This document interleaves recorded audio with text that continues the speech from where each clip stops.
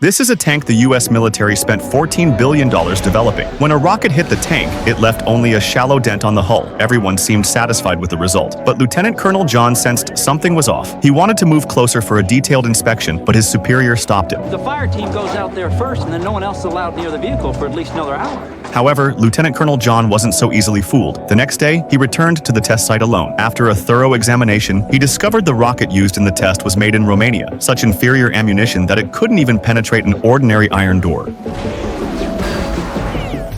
He immediately recommended stricter protocols and retesting the M2 tank with Soviet-manufactured rockets. Fire! The tank hull was instantly blown open with a large hole, but there was no explosion. John inspected and found the fuel tank contained not gasoline, but water. Even more shocking, the gunpowder in the shells had been mixed with large amounts of sand. When John wasn't looking, they removed the test dummies destroyed during testing from the scene. By the time John noticed, it was too late. With the tests repeatedly sabotaged, John was furious. He paid out of his own pocket to buy a flock of sheep. He drove the sheep into the tank to conduct gas testing on the M2.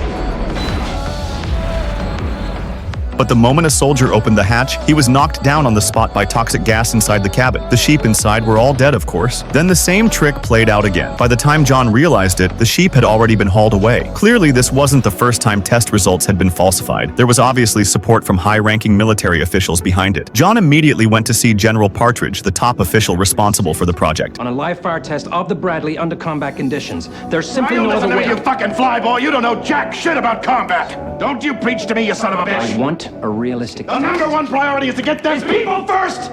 Vehicles second! Facing those in power, John didn't back down. He insisted on testing the M2 tank under real combat conditions. But what he didn't expect was that the next day, his direct superior told him he'd been fired from the military. With nowhere to turn, Burton was determined to expose this military cover-up completely. Line 5 is the House Armed Services Committee. House Armed Services Committee.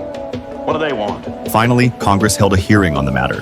General, I think it's time the American public gets the live fire test that Colonel Burton wants. The next day, under everyone's watchful eyes, the tank was tested again. Fire! This time, all pretenses were torn away, and the truth was laid bare. What awaited General Partridge would be legal sanctions and a cold prison cell.